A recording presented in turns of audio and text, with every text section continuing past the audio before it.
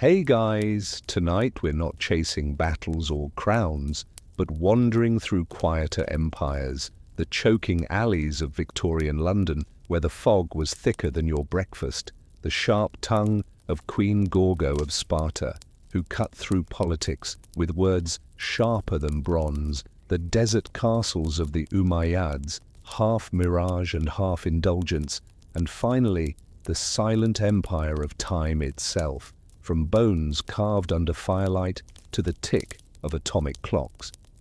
This is not a tale of heroes shouting victory, but of ordinary lungs gasping in smog, of women speaking when history wanted silence, of frescoes painted where they should not exist, and of seconds slipping away whether we measure them with moonlight or machinery. So before you settle in, take a moment to like the video and subscribe to Historian Sleepy 365, the Sleepy Historian whispering boring history for sleep. Let me know in the comments where you're listening from and what time it is for you right now. Dim the lights, let your breath fall into rhythm, and together let's drift into these forgotten hours of the past. You open your eyes, but really, opening your eyes is just a figure of speech. In this cramped little room, light never truly makes it in. What falls on your face each morning isn't dawn, but a hazy, murky glow, as if even the sun is coughing its lungs out into the grey mist of London. The first thing you notice isn't colour, it's smell. The damp, sour scent of a towel forgotten in a cellar for a month. The sweat soaked into clothes nobody has time to wash. The fishy tang left behind by rats scurrying across the floor during the night. And all of it woven together with the cold smoke drifting through the cracks in the door, turning the air into a thick soup you're forced to swallow into your lungs. Then comes the sound. A makeshift choir with no conductor. The heavy snoring of the old man in the corner. The hacking cough of the woman just past 30, whose lungs sound older than your grandmother. The groan of the wooden bed as it creaks. The scratching of rat claws behind the walls.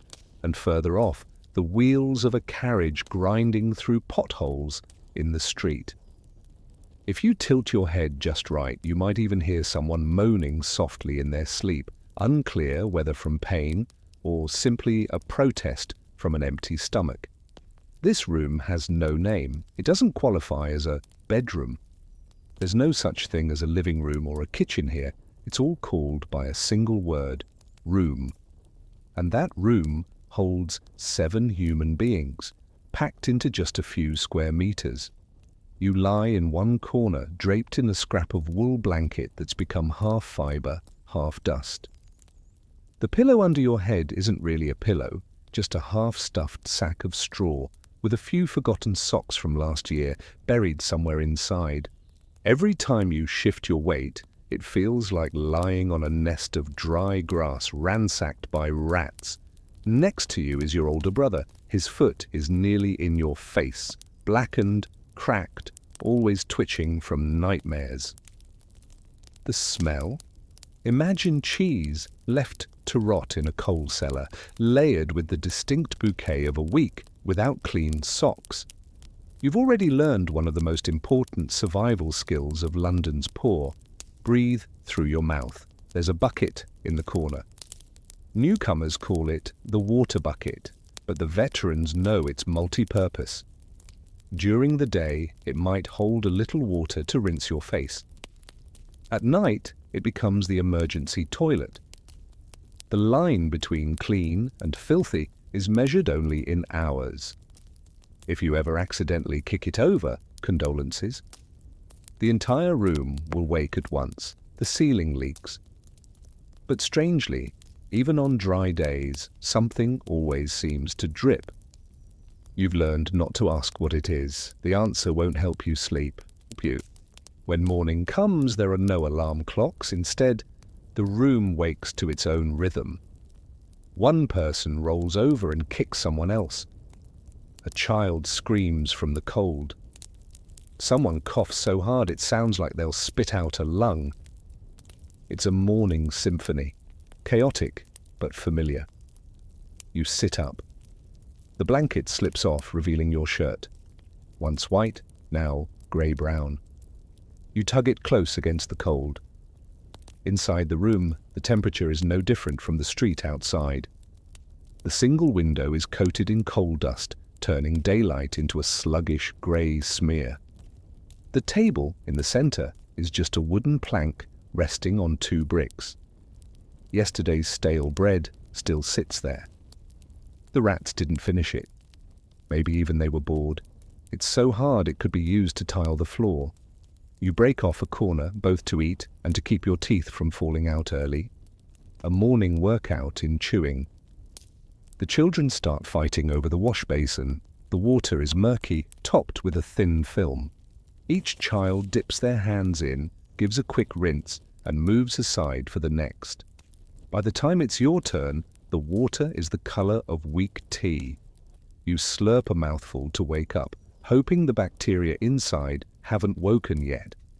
In the corner, a woman rummages for her dress. She adds a second layer, scolding the children between dry coughs. No one pays much attention. It's too normal. In this world, women never have leisurely mornings. They wake with the weight of hunger and end their days with smoke-scented hands and cracked skin. One by one, everyone begins to step outside. The door creaks open, like 7 souls being released from a rotting wooden box. No one says much. Just the sound of footsteps on wooden floorboards, clothes brushing against the walls, the clatter of a stubborn old latch. You pull your coat tight, ready to face the fog. The kind of fog the city calls by a name both romantic and menacing. Pea soup fog. And so another day in 19th century London begins. You step out through the rickety wooden door and feel at once as if you've walked into a giant simmering pot of soup. Thick, slow, and made of coal. Londoners have a name for it. One that sounds oddly sweet and quietly terrifying. Pea soup fog, but you know better. There's nothing nourishing about it. If it's a soup, then it's one made of sulphur, yellow-grey, bitter to taste, and thick enough to chew, not breathe. The air clings to your skin, sticks to your face. You lift a hand and feel the tiny granules. Not quite dust, not quite mist. It slides through your hair, sinks into your coat. And when you lick your lips, there's a sharp, metallic bitterness. Someone once joked, "You don't need makeup in London. The soot does it for you." It's an old joke. No one laughs. The street in front of you looks like a filthy sheet dragged through the mud and left to dry. Oil lamps flicker along the walkway, their light dull and fish-eyed, barely stretching a foot in front of them. Figures appear and vanish, as if you're drifting through someone else's unfinished dream. You cough. It's a dry, sharp sound stretching into a wheeze. In London, everyone coughs. Children cough, women cough, men cough, even dogs, even cats. If you don't cough, maybe you don't belong here. A faint breeze moves through, not clearing the fog, only curling it into ribbons. You see an old woman on the corner roasting potatoes over a coal stove. But the smoke from her fire doesn't smell warm. It blends into the fog, forming a double smoke, one for life, one for death. You look at the glowing potatoes in her hands. They remind you of miniature lungs burning red inside, charred black on the outside. You keep walking. Each step makes a soft, wet slap. The pavement always damp, always slick. In the yellow lamplight you see a pool of dark water. Rain, waste, or some combination of both. People joke. London water's rich in vitamins and the vitamin C, choke. Vitamin D, dirt. Vitamin E, EW. That kind of dark humour is the only thing that makes breathing a little easier. A horse-drawn carriage clatters past. The wheels shriek against the cobblestones, flinging the fog into little waves. The horse is gaunt, eyes rimmed red. Each breath it takes puffs into white steam that vanishes into the smog. The driver's scarf is wrapped around his nose, only his eyes exposed. You recognize that look. Not a look of life, but of endurance. You recall something a doctor once wrote. London fog is a yellow veil that blinds but does not hide. This veil doesn't let you see more than a few steps ahead, but it hides nothing. Not the poverty, not the pain. You can see it in every hunched back, every racking cough, every trembling hand extended for spare coins. Beside you, a child runs past. He wipes his face, leaving a black streak of soot. He grins, then disappears into the fog. You wonder, maybe this generation will grow up thinking soot on your face is just another piece of clothing, like a shirt or worn-out shoes. You take a breath and regret it instantly. Your chest tightens, your eyes sting, you cough so hard you double over, as though your lungs are being wrung out through your throat. A passerby glances over, then keeps walking. Here, a cough draws no attention. It's just another drop added to the Thames, unnoticed, unremarkable. Far off, a church bell rings. Its chime rises and falls in the smog, as if swimming. People still go to service, still say their prayers. But maybe even God wears a veil over his face when visiting London. You turn down a narrow alley. The fog here is thick enough to blur your own outstretched hand. A man sits slumped on the steps, his coat layered in dust. You can't tell if he's asleep, drunk, or dead. In this fog, those three things aren't so different. There's something strange about sound, too. It bounces back wrong. You hear your own footsteps, but they echo like someone else's. You hear breathing, but it sounds like a stranger's breath. The fog doesn't just cling to coats, to hair, to lungs. It clings to sound itself, warping it into hollow echoes. They say crimes happen here in the fog. A killer might follow just one arm's length behind, and you'd never know. When the blade flashes in the mist, it's only a flicker, like a spark, and then it's gone. For many, walking into the fog is like placing a bet. If you come out, you live. If you don't, you become tomorrow's headline. You stop at an intersection, there's a street lamp. Its light barely reaches the ground, just enough to reveal a puddle of blood at your feet. But only for a moment. The fog drifts past, and the blood becomes just another dark patch of water. You're no longer sure what you saw. In London, the line between real and not is as thin as smoke. Someone once said, in Paris, light flatters the face. In London, fog turns it into a ghost. And you believe them.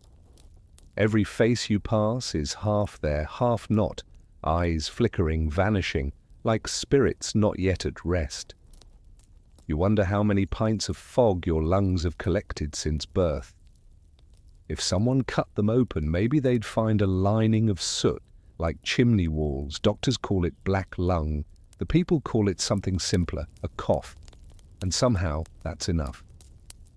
Perhaps the cruelest truth is this. People learn to love the thing that's killing them. Because the fog isn't just the enemy, it's identity. They paint it in pictures, write it into novels, mention it in letters to faraway friends. Dickens described it. Conan Doyle sent Sherlock Holmes through it. Turner turned it into brushstrokes. In art, fog is a mysterious cloak. In life, it's a moving coffin. You pull your scarf tighter over your mouth. The fabric is damp, cold, and carries the scent of ash. But you keep walking, because in London there is no choice. Breathe or don't. Either way, you're swallowing a spoonful of coal soup each day. Pushing through the fog thick as ash, you stop at a street corner where a few food stalls have already opened. Morning in London carries no scent of rich coffee, no clink of cutlery against porcelain, as it might in the homes of the well-off. For the poor, morning is a calculation, what can be swallowed to get through the day without upsetting the stomach too much. You look down at your hand, a loaf of bread, not the kind of bread you know today, soft, fluffy, faintly sweet. This one is hard enough to be used as a weapon. When you break it, it sounds like snapping a small brick in two. They say that in the 19th century, London bread was often filled out with plaster, chalk dust, even powdered bone. Shopkeepers called it preservation. Buyers called it a slow death. The bread adulteration scandal once shook the papers. Loaves that fed the poor also fed stomach aches, diarrhea, and sometimes funerals. You bite a piece. The crunch of your teeth on plaster is dry and hollow, like stone striking stone. It doesn't taste like bread. It tastes like edible dust. There's a joke that floats around working-class London. If your teeth aren't strong, don't worry. The bread will chip off a few extras for you. Beside the bread is a cup of milk. White, too white. Like fresh paper, like wall lime. Rumour has it, shopkeepers stretch shelf life by adding formaldehyde, a preservative more suited for corpses than children. The milk scandal revealed hundreds of infants dying from fake milk.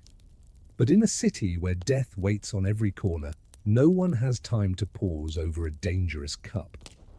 You sip it, your throat burns. A sharp bitterness crawls up your nose. You don't die, not quite, but it feels as if you've been lightly embalmed. The woman at the corner hands you a cup of tea. Not the kind of tea nobles sip in quiet parlours, with silver kettles, stacked sweets, and gentle conversation.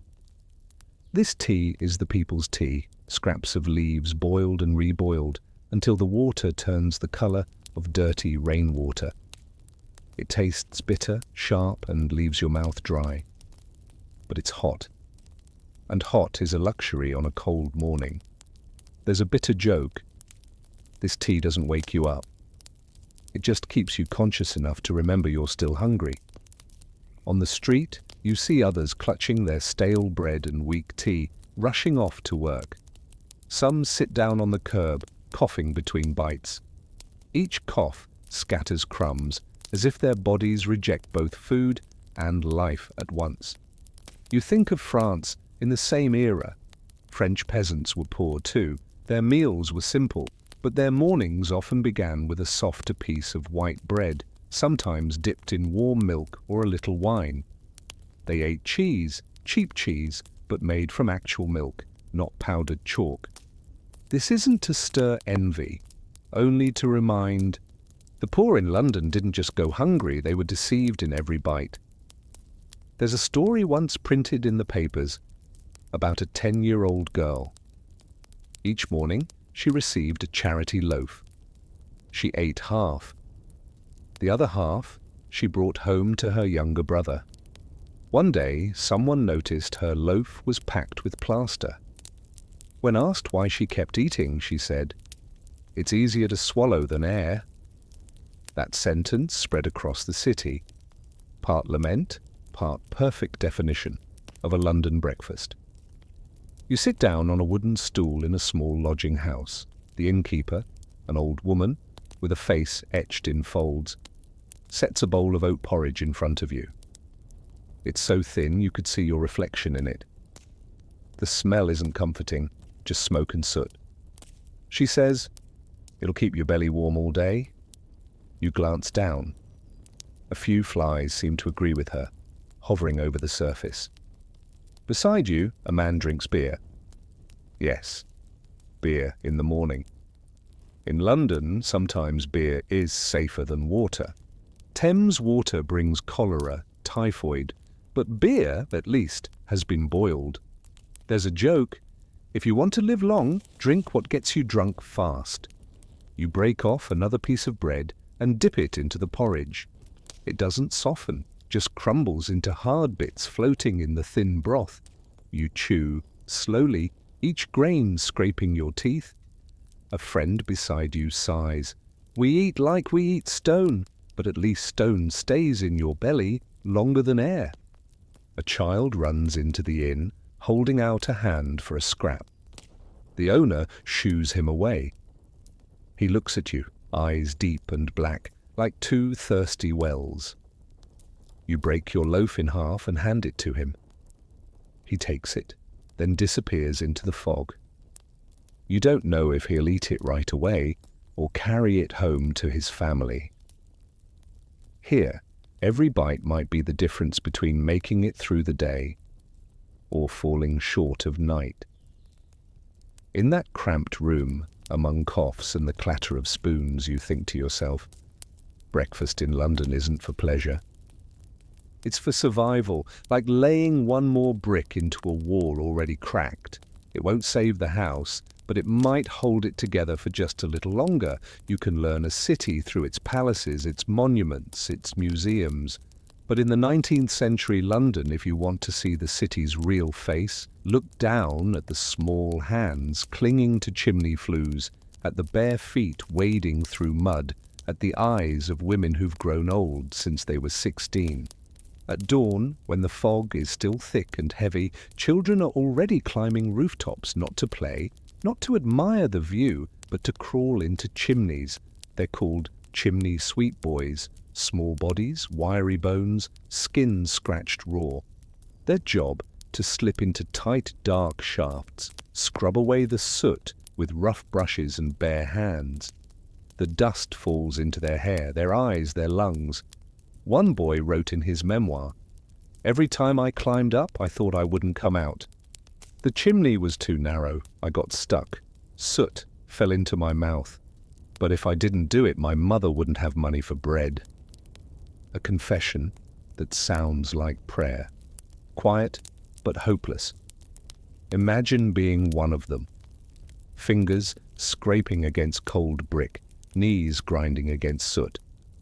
Breath turning to dry rasps. Outside, the master smokes his pipe, unbothered. To him, each child is just a tool. When they grow too big to fit the flue, he finds a smaller one. The cycle never stops. Other children go into the mines. There, the sun never shows its face. They hunch over, pushing carts heavy with coal, their dirt-streaked faces lit only by the oil lamp pinned to their caps. Coal dust creeps into their noses, settles in their lungs, stains even the rare smile. Some never see daylight again, buried by cave-ins or simply worn out from within. There was a cruel joke among mine owners. Without children, the coal would still be underground. Dark humor, but they weren't wrong. And the women? Their days don't begin with a clock's chime, but with a baby's cry and boiling water. They work in sewing shops, textile mills, kitchens for hire. 12 hours, 14, hands stiff from thread and needle, eyes dim from smoke. One woman wrote in her journal, "I work from sunrise until I can no longer see my child's face."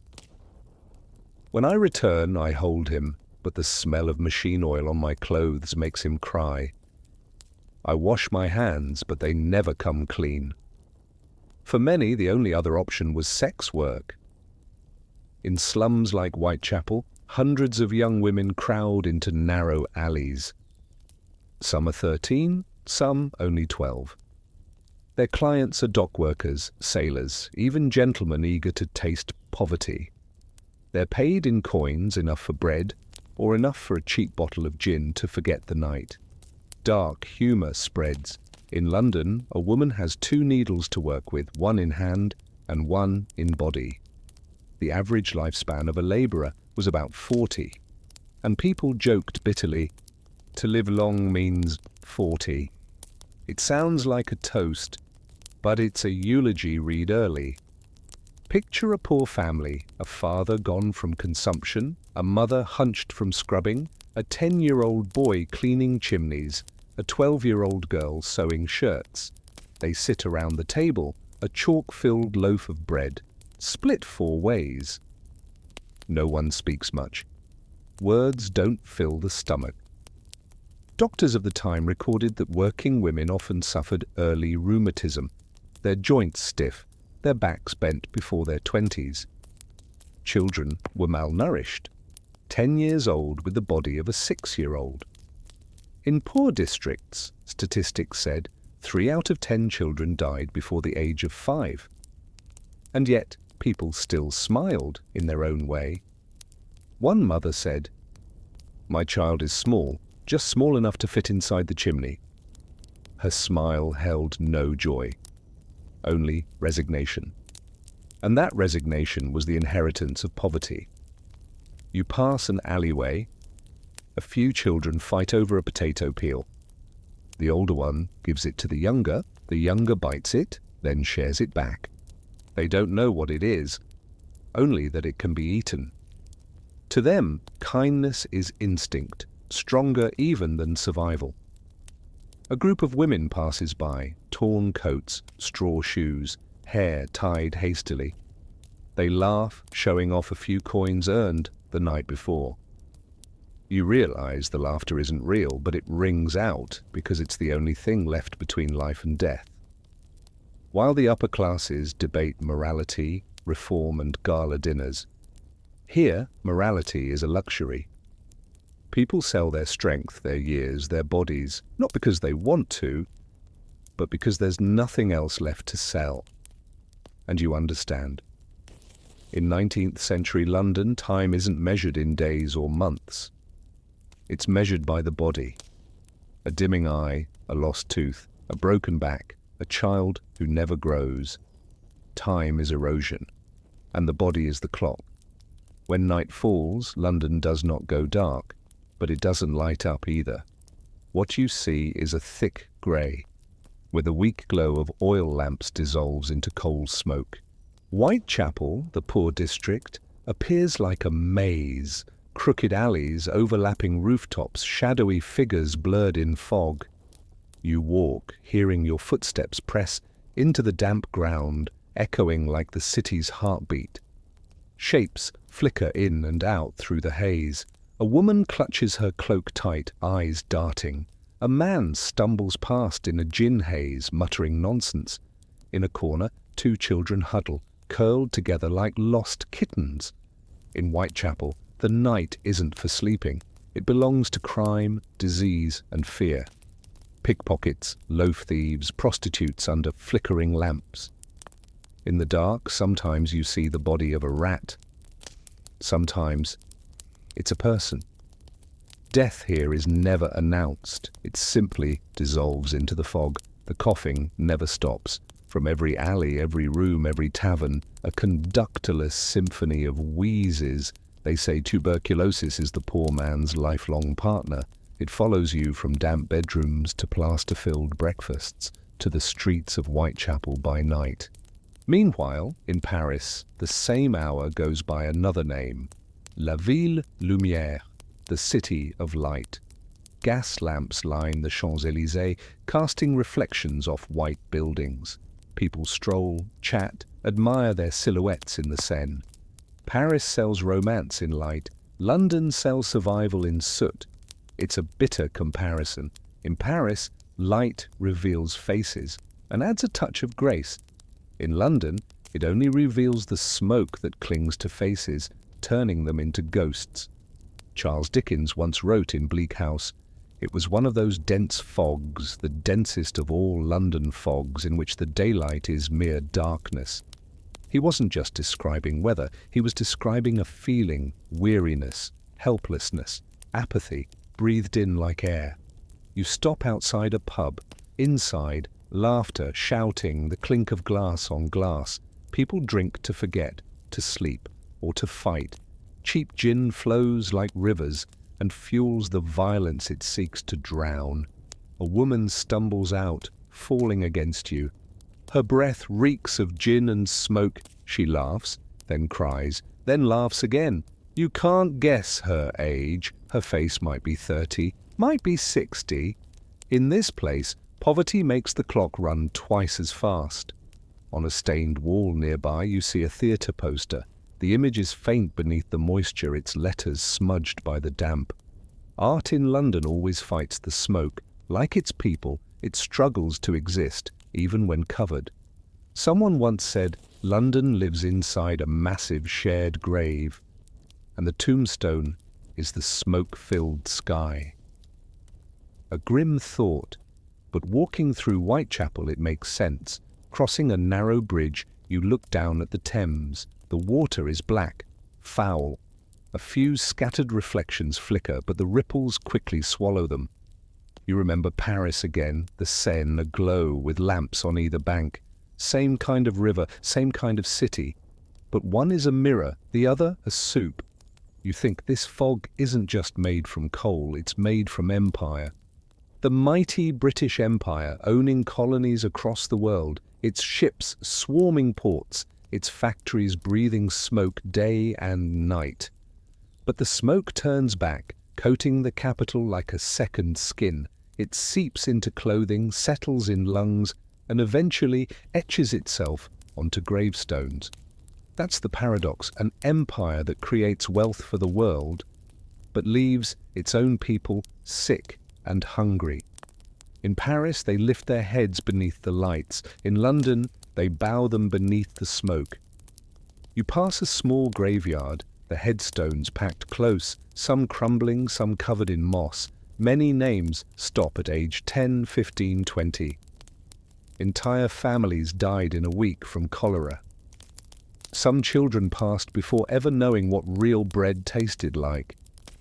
In the fog, the graves look like rotting teeth driven into the earth. You remember another line from Dickens. Fog everywhere, fog up the river, fog down the river. It wasn't just nature, it was an accusation. Fog covered justice, covered hope, covered belief. And in this moment you realize London's fog isn't just weather, it's a symbol of a wealthy empire with starving citizens, a symbol of prosperity built on the backs of children, women, and worn-out workers, a symbol of progress choked by its own smoke. In Paris, they sell postcards of light. In London, they sell memories of fog, and both become merchandise in the imagination of the world. You keep walking, you cough, your chest tightens, and in that hoarse breath you hear the truth. Wherever you are, Paris or London, light or smoke, people want the same things. They want to live one more day, to eat one full meal, to see their children grow strong, to breathe, just once, without trading years of their life in return. By the time you return to your lodging, fog has soaked into your hair, your coat, and even your dreams. You lie down, surrounded by coughing, knowing tomorrow will look the same, but somewhere you hope, some other city, maybe Paris, maybe anywhere, still has light, still has reminders that not every place gets swallowed by smoke. And as you think back to the chimney sweep boys of London, to the Whitechapel women laughing weakly through gin, to the coal miners grinding their lungs to dust, you realize they are no different from the peasants of Paris, the silk workers of Lyon, the salt laborers of Italy. Everywhere those small bodies have learned to endure, to stretch life out just a little longer. Children, women, workers. In Paris or London, under light or inside smoke, they are the same in one thing. They cling to life, cling with a piece of stale bread, a sip of bitter tea, a cough that won't end, or a smile that hasn't disappeared. Not yet. And it's that clinging, thin as it is, that keeps the entire city from collapsing all at once. And so, as the thick London fog closes behind us, we leave the alleys where the poor struggle just to live another day. But history is not made only of smoke and sickness. Elsewhere, in an older time, there were those who fought not with weary breath, but with intellect and with words. Now let us step into another land, Sparta, where a queen named Gorgo proved that sometimes words can cut deeper than any sword. If ancient Greek history were a stage play, women would mostly appear as shadows behind the curtain. Mothers giving birth, wives weaving cloth, background figures with no lines to speak. But even in a world of swords, shields, and men's names carved in stone, there were still a few female voices sharp enough, strong enough to be remembered. One of them belonged to Gorgo of Sparta. Picture Sparta near the end of the 6th century BCE, a city pressed against the Taygetus mountains with no towering walls, only open training grounds and icy rivers. Unlike Athens with its theatres, philosophers and democracy, Sparta wore the armour of discipline and silence. They used to say, Athens taught men to speak, Sparta taught them to be silent. And in that place of few words, Gorgo learned to make hers a weapon. She was born into royalty, daughter of King Cleomenes I. Her palace was no gilded dream, just cold stone halls, grey walls, and the scent of coal smoke slipping through narrow doorways. Gorgo grew up to the clash of blades and the chants of war songs. No lyres, no soft verses of love. A Spartan princess's childhood was much like any other Spartan child's, austere, unsentimental, forged in rigour. In Sparta, boys were taken at age 7 to the Agogsh, a state-run training school. Girls stayed home, but not to learn embroidery. They were taught to run, to throw the discus, to sing at festivals, and to observe politics. A Spartan child was not allowed to cry from pain, only to endure it. Tears were seen as indulgence. Discipline, that was the true inheritance. And in that world, Gorgo learned fast. They say her eyes were dark and sharp, always wide as if trying to see through mist. While other children tossed stones into streams, Gorgo tossed questions into the air. And often her questions stopped grown men in their tracks. One day, in Sparta's great hall, King Cleomenes received an envoy from Athens. The man brought no message, only a heavy sack of gold. He meant to persuade Cleomenes to overlook certain political dealings. The gold gleamed, sweet and heavy, heavier than any argument. The officials in the room exchanged glances. None dared speak. In the corner, 8-year-old Gorgo stood, watching. No one paid her any mind. After all, women, especially girls, had no place in politics. But Sparta was different. Girls were allowed to look, allowed to listen, and when needed, allowed to speak. As the gold changed hands, Gorgo stepped forward. Her voice was small, but it echoed through the silence of the room. "Father, this stranger means to dirty you." The hall fell silent. Cleomenes froze, looking at his daughter. In her gaze he saw no innocence, only cold clarity. The envoy flushed. Ashamed, he withdrew his hand. In that moment Cleomenes understood. If he accepted the gold, he would lose something heavier than coin, his honor. He refused. The envoy left in fury, leaving behind a suffocating silence and a bag of untouched gold. But from that day forward, people remembered what the 8-year-old had said. A simple sentence. No poetry, no lofty philosophy, but enough to stop a king from staining his legacy. Herodotus, the Greek historian, recorded the story. In his sprawling histories, the names of women are rare, but Gorgo remained. Her words, though brief, echoed through centuries, and so they called her the lion's cub, a young one that already knew how to roar. Gorgo's childhood, in truth, had little play. It was made of runs across hot sand, calloused fingers from holding a bow, and eyes trained to notice the cracks in adult behavior. In Sparta, children didn't have childhoods, only preparation to become tools for the state. While the boys trained to be warriors, Gorgo trained to be a mind. The Athenians mocked Spartans, saying, "Their women are too harsh, too masculine." But that harshness became armor. An 8-year-old girl had the courage to call out a bribe. That wasn't merely personality, it was environment, a culture that prized honor above all else. In the years that followed, Gorgo grew up in a world of iron. She learned to manage helot slaves, to keep the household while men marched to war, and to wield speech as a weapon.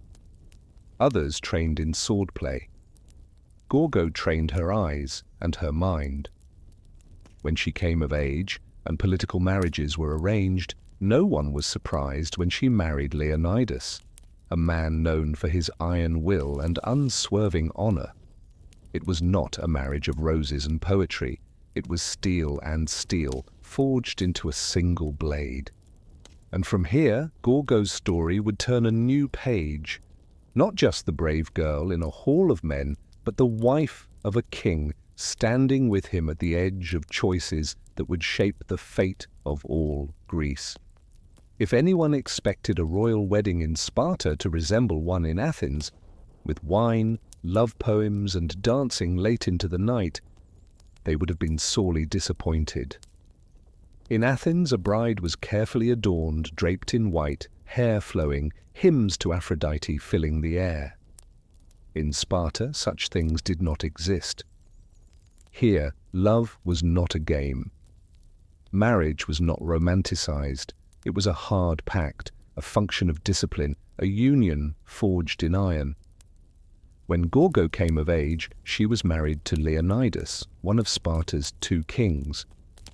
He wasn't the eldest son, but he stood apart for his discipline, courage, and unshakable honor. Their marriage wasn't born of personal affection. It was born of compatibility, a man hardened like steel, and a woman who, even as a child, had proven her mind and integrity. Plutarch wrote that Spartan wedding customs were unusual. The bride was kidnapped, a ritual, not a crime. The groom would take her at night, shave her head, dress her in men's clothing, and leave her alone in the dark. He would return, but not to consummate the marriage right away. They would meet in secret, in small, controlled encounters, a kind of discipline, a training in restraint. There was no orchestra, no noisy blessings, only silence and stark ritual, entirely Spartan in spirit. Imagine Gorgo that night. Not a bashful girl in a white dress, but a woman sitting in a cold stone room, hair freshly shorn, a coarse cloak over her shoulders. The sound of soldiers' boots in the distance, the scent of smoke drifting in from the barracks. No roses. Only the smell of iron and sweat. To an Athenian woman, it might be a nightmare. To Gorgo, it was simply the next step in the discipline she had known since childhood. In this relationship, Gorgo was not a shadow behind Leonidas. She was his counterpart. If Leonidas was the shield, Gorgo was the hand reminding him to hold it steady. If he was the sword, she was the eyes that knew when to draw it. This was not sweet love, but it was love rooted in duty. At a banquet, an Athenian woman once asked Gorgo, "Why is it that only Spartan women rule over their men?" Gorgo's reply became legend, because only Spartan women give birth to men. It was not a boast, it was a truth. Spartan women didn't just bear children, they raised warriors. They managed land, ran households, enforced discipline while their men marched to war. In a society where death on the battlefield was constant, women were the pillars that held everything in place. And Gorgo was the clearest image of that pillar. Compared to Athens, the contrast was sharp. In Athens, women were locked behind the doors of the gynekonitis, voiceless in politics, denied education.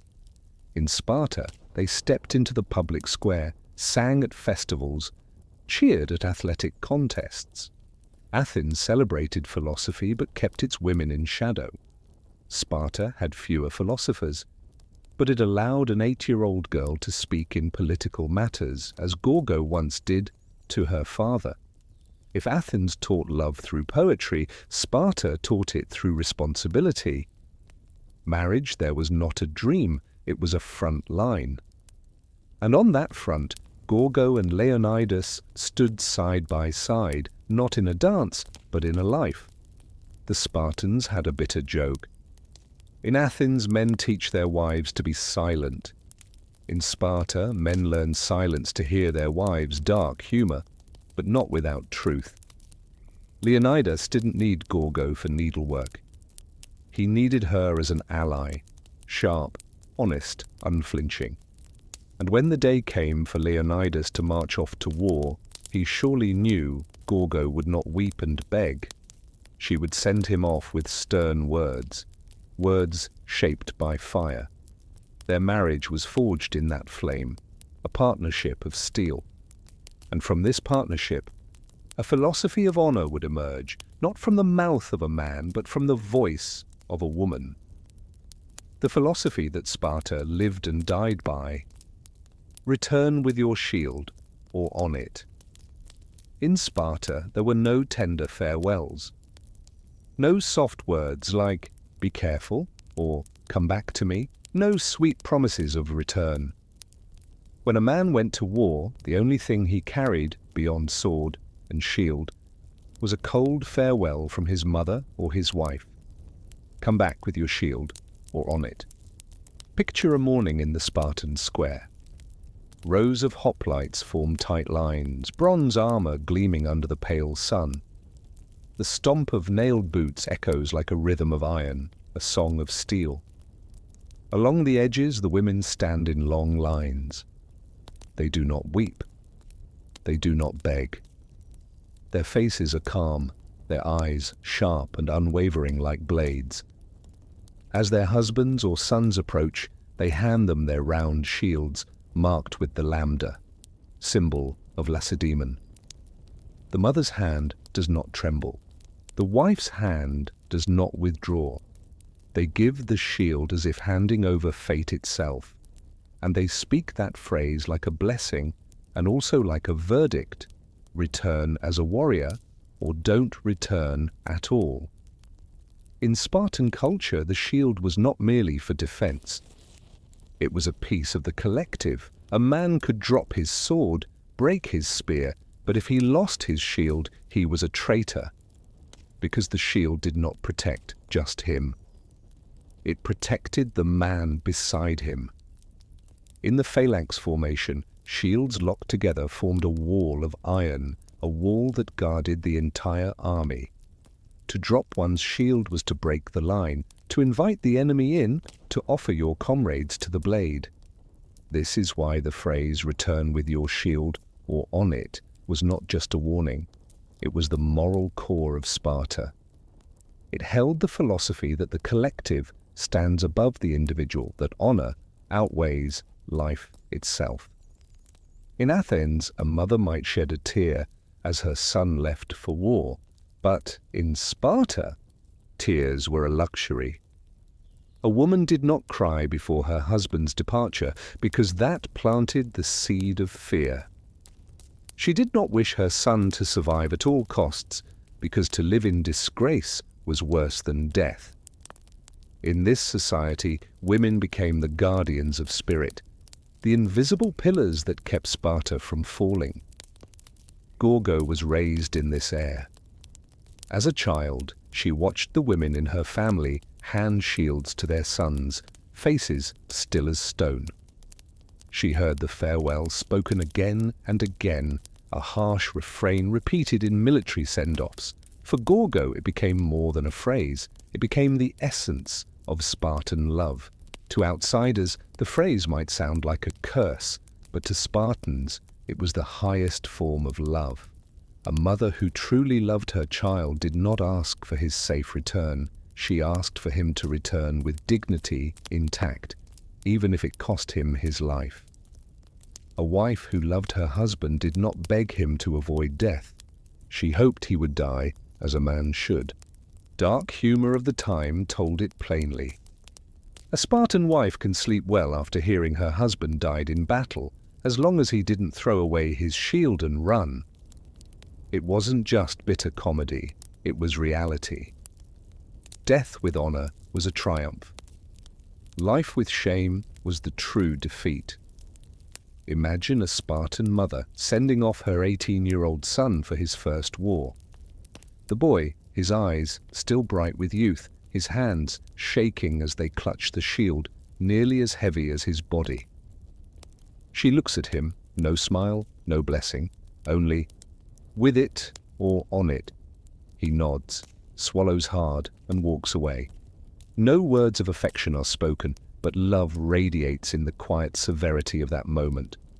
When Gorgo became the wife of Leonidas, she carried that same spirit. She knew that if the day came when Leonidas went to war and never returned, the only thing she could ask was that he come back on his shield, not as a deserter. As queen, she did not represent just her household, but all of Sparta. Every word she spoke, every gesture she made, was a continuation of the women who had come before her. The phrase, "return with your shield or on it," was not merely advice. It was a social covenant. It bound every man to the truth that honorable death was the only path. And it bound every woman to become the keeper of that flame, the one who reminded, who sent them off without fear. Sparta stood on the foundation of those farewells, echoed over generations until they became legend. And Gorgo, the child who once stopped her father from taking a bribe, the woman who entered marriage not for poetry but for duty, took in that phrase like breath. She knew its weight, and she would use her own sharpness to remind her husband, her son, and all of Sparta, honor is heavier than life. When you hear that phrase today, it still rings, cold, proud, unmoving. It is not just the legacy of a vanished city, but a mirror reflecting the soul of an entire culture. And for Gorgo, it was not a slogan. It was blood, it was thought, it was her creed. From that phrase, her journey would now enter a new chapter. Because Gorgo was not merely a mouthpiece for old words, she would prove that the voice of a Spartan woman did not end at the doorstep, nor at the farewell square. It could echo through the very halls of power, when Greece itself stood at the edge. And history would record the moment when Gorgo, alone, solved a mystery that an entire hall of men could not see. When the shadow of the Persian Empire loomed over Greece like a colossal cloud, history often remembers the great battles, Marathon, Salamis, Thermopylae. But before the blood was spilled, there were quiet moments that determined fate. Moments with no swords, no armor, only intellect. And one of those moments belonged to Gorgo. Imagine the great hall of Sparta on a somber evening. Torches line the stone corridors, casting yellow light, smoke curling through the air. The scent of soldiers' sweat, olive oil from the lamps and worn leather from the chairs mingles into an atmosphere both solemn and stifling. On the table lies a wooden tablet, its surface covered in smooth, glistening beeswax. A weary messenger has just delivered it. His face hollow after a long journey, his eyes clouded with fear. The message came from Ionia, a land groaning under the Persian heel. The Greeks needed to send word, but if discovered, the message would never survive. So they carved it into the wood, then sealed it with wax, making it appear like a simple tablet for writing practice. The Spartan officials gathered around. Some turned it over in their hands, some held it up to the torchlight, but all they saw was a blank surface.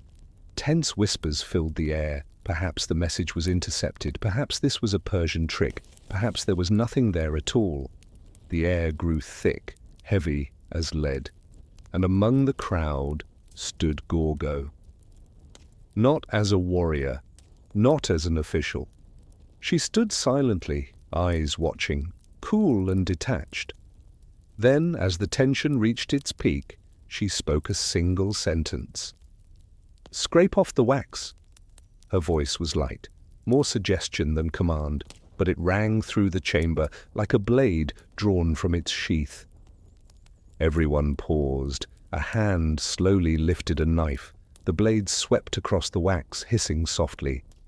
Golden shavings fell to the stone floor, and beneath them the carving appeared, lines etched deep into the wood, holding Xerxes' entire plan to invade Greece. In the flickering torchlight, the letters emerged like scars, the wounds of a beast just revealed. The Spartans read, and their hearts clenched.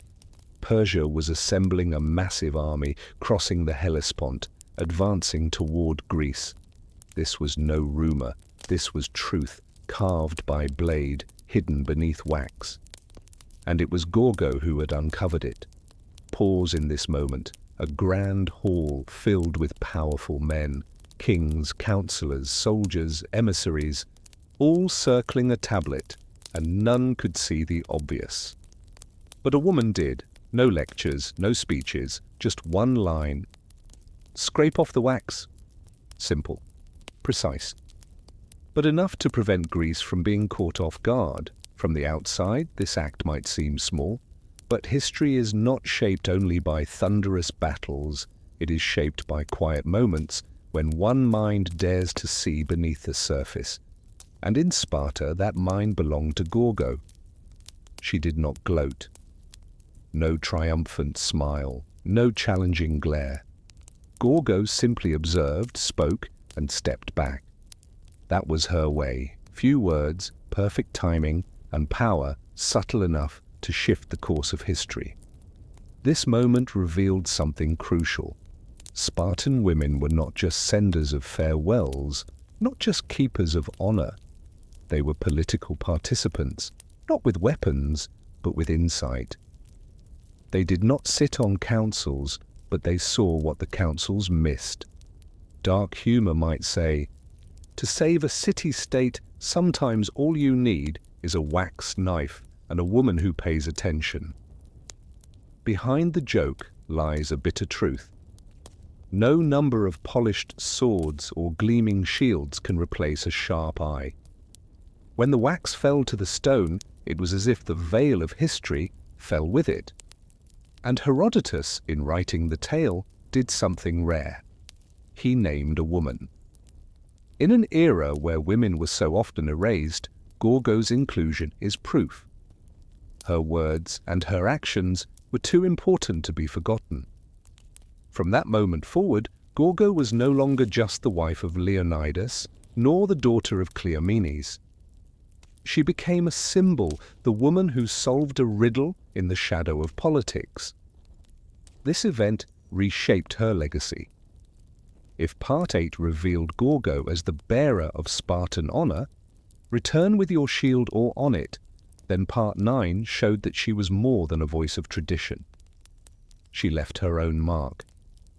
She did not only carry the old flame, she lit a new one with intellect, and from here, the name Gorgo began to echo beyond the borders of Sparta, in whispered tales, in the pages of Herodotus, in the memory of storytellers. She became proof that a woman's voice could be sharper than any spear. When the dust of Thermopylae settled, Sparta no longer had Leonidas, the king, the husband, the father. He remained on the battlefield, alongside 300 warriors. But the city-state still stood, and Gorgo still stood. In the years that followed, she did not fade away like a silent widow. She remained present, not on the battlefield, but in the home, in the quiet undercurrents of politics, in the way she raised her son, Pleistarchus, to one day become king. Picture Gorgo in a cold stone chamber, torchlight casting gold across her weathered face. Beside her sits a young boy, eyes wide, still innocent, but already bearing the weight of what's to come. She teaches not with scrolls, Sparta used little ink and paper, but with short words, a stern gaze, and the living example of herself. Perhaps she reminds him of the phrase Spartan women always pass down to their sons. Return with your shield, or on it. But for Gorgo it went beyond that. She had seen her own father hesitate before a bag of gold, and had intervened to keep him clean. She had stood beside Leonidas, a man who lived and died for honor, and she had once revealed a secret message hidden in beeswax, exposing the plans of the greatest empire of her time. These were not stories, they were armor, and she passed them to her son as a king's inheritance. Herodotus, in writing histories, did something nearly unheard of. He named her more than once. In a world where women's names were often lost, this stood out like an ink stain on stone. And across generations, readers saw Gorgo was not merely the wife of Leonidas, nor the daughter of Cleomenes. She was herself, a voice that mattered. Place Gorgo beside other women in history, and you see a lineage of voices that cut through time.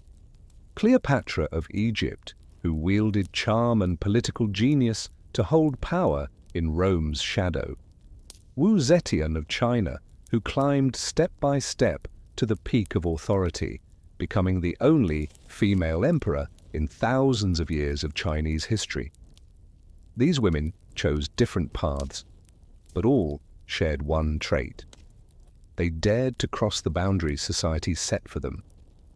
Gorgo did not rule as Wu Zetian did. She did not use romantic diplomacy like Cleopatra. She chose a quieter, sharper path, a timely sentence, a decisive thought, a mind that saw beneath the surface. If Cleopatra stirred the whole Mediterranean, Gorgo stirred all of Sparta with nothing more than a wax knife. In the silence of history, the voices of women like Gorgo echo like droplets on stone, few but enduring. They prove that wisdom knows no gender, that a woman can stand in a council hall, look upon a blank tablet, and see what no man sees. That a mother can teach a son not through lullabies, but through lessons of blood and ash. Perhaps it is a bitter truth, that for a woman to be remembered, she must do more than a man ever would.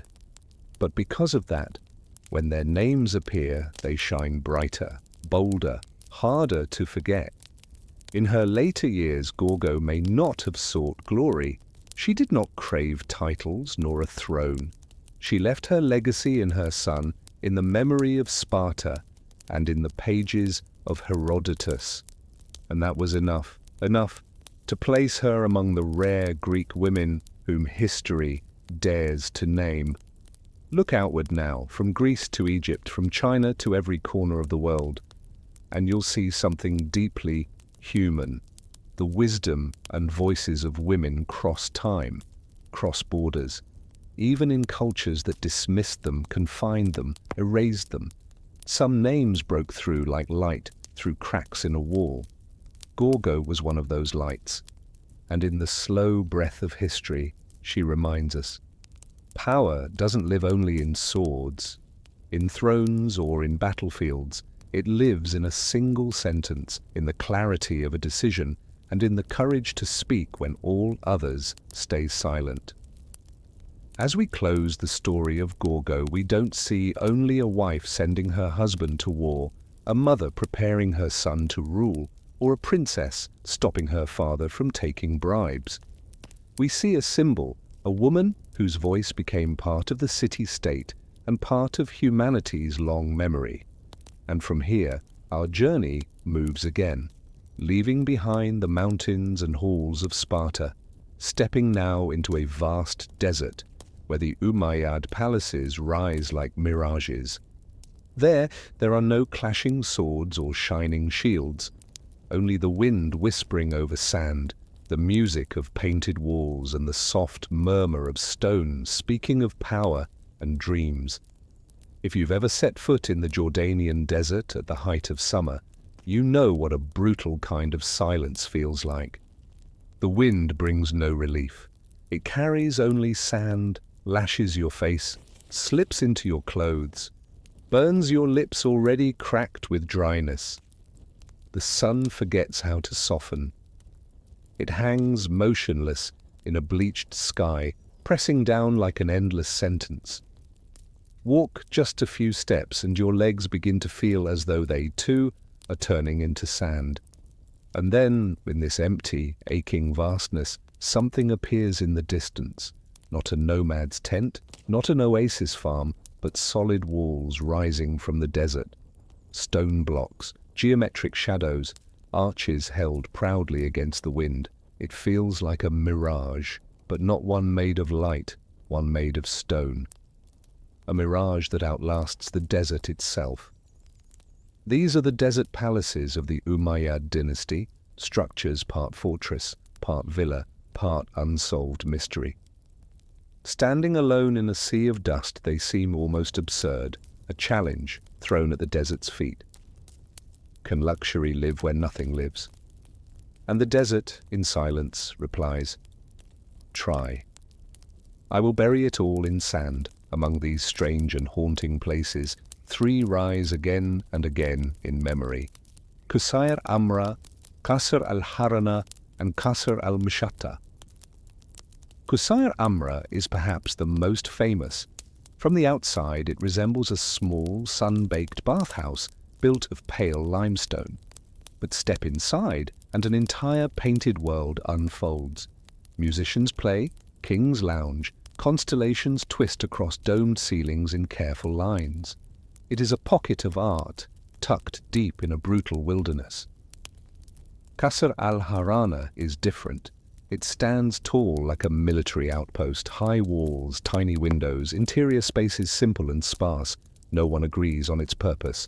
Was it a garrison, a caravanserai, a secret meeting place for the powerful? Seen from afar, it looks like a man-made mountain, a testament that human hands can make the desert bow to engineering. And then there is Qasr al-Mushatta, unfinished but still breathing ambition. Its facade is carved with spiraling vines, flowers, mythical beasts etched into red sandstone like a woven rug of stone. But only half of it remains. A dream interrupted left mid-sentence, a palace never completed, like an idea lost in the wind. Three structures, three languages of architecture, but all with the same question: can opulence exist in a place that gives nothing? And the desert, unbothered, keeps blowing dust into every corner of their stonework. To stand before one of these palaces is to step into a world that flickers between presence and illusion. In daylight, the sun bounces off their walls, making them look like they are burning from within.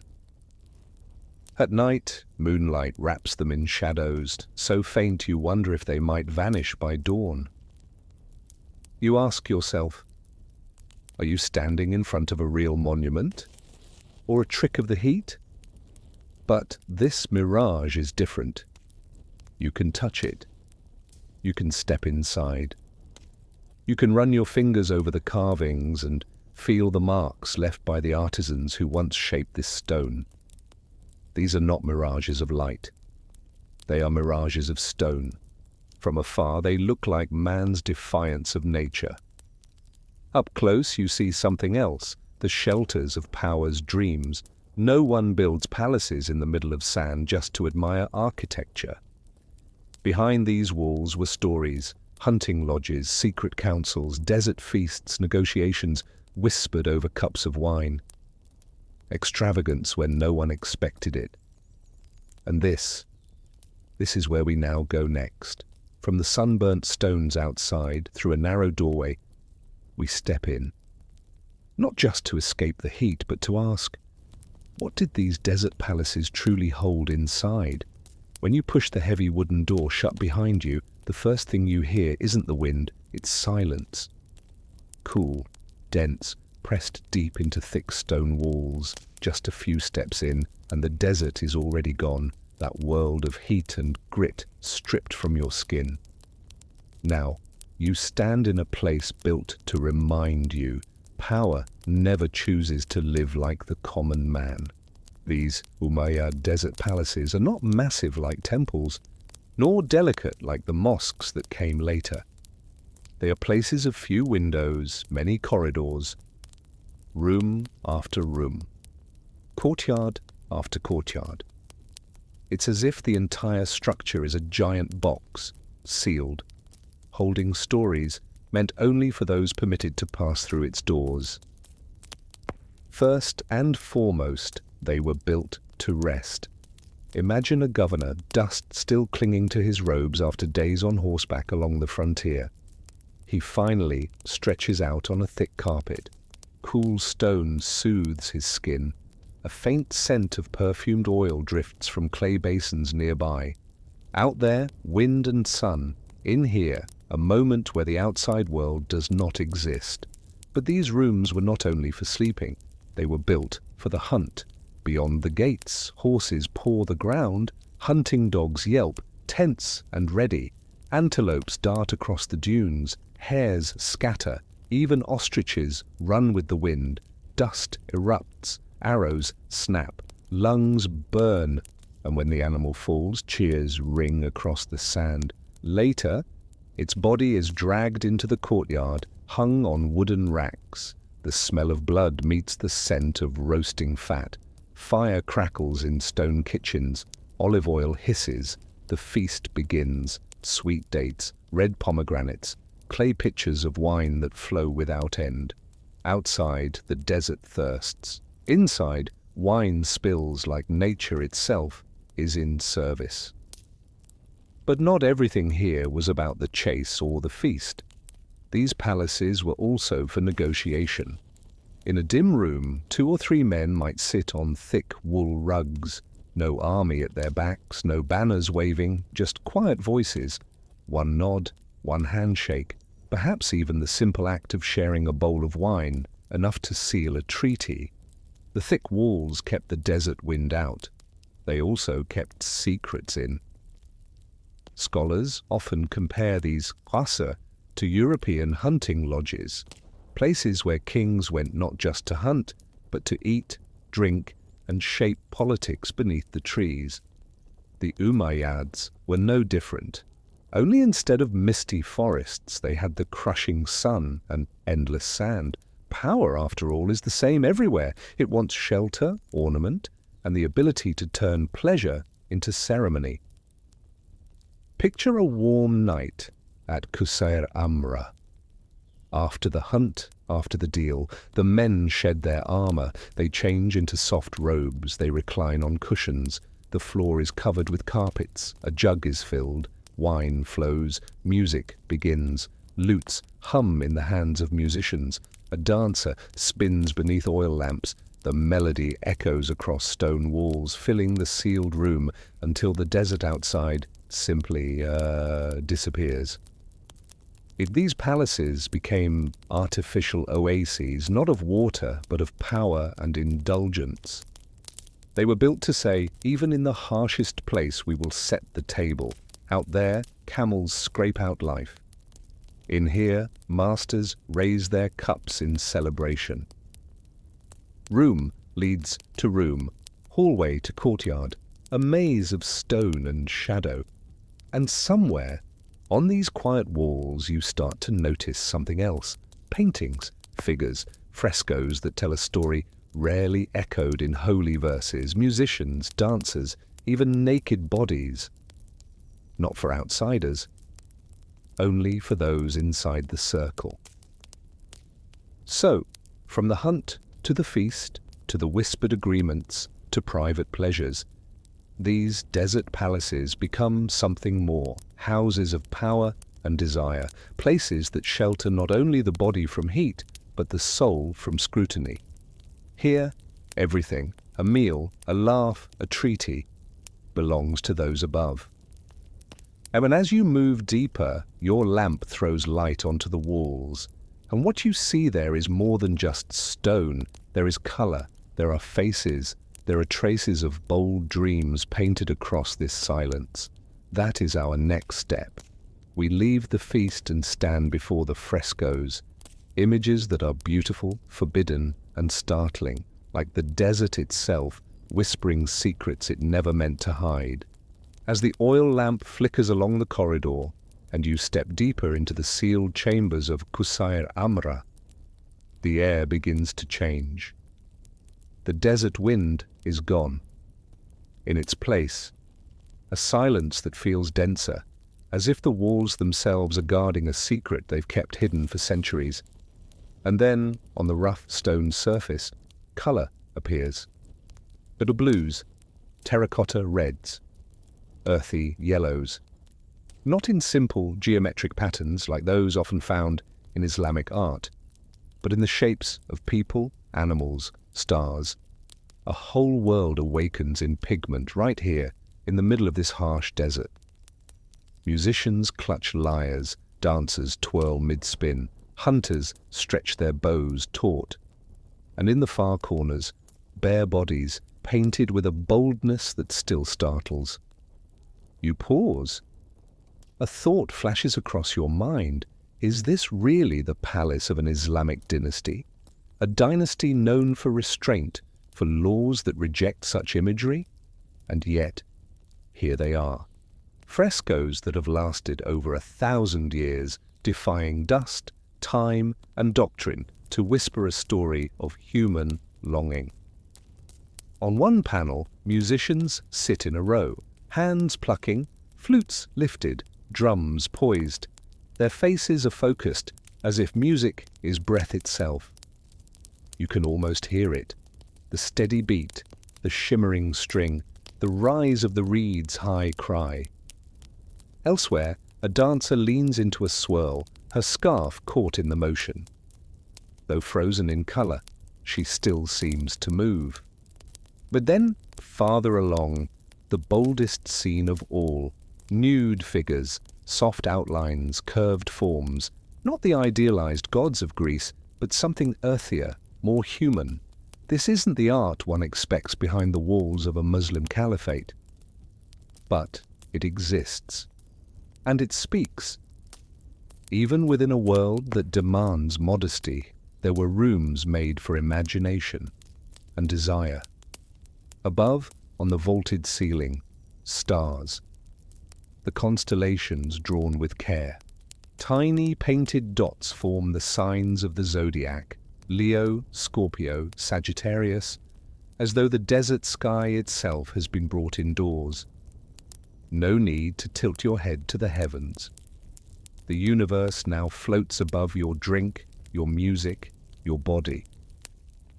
So the contrast is almost mocking. Outside, the desert strips away comfort. No water, no shade, no softness.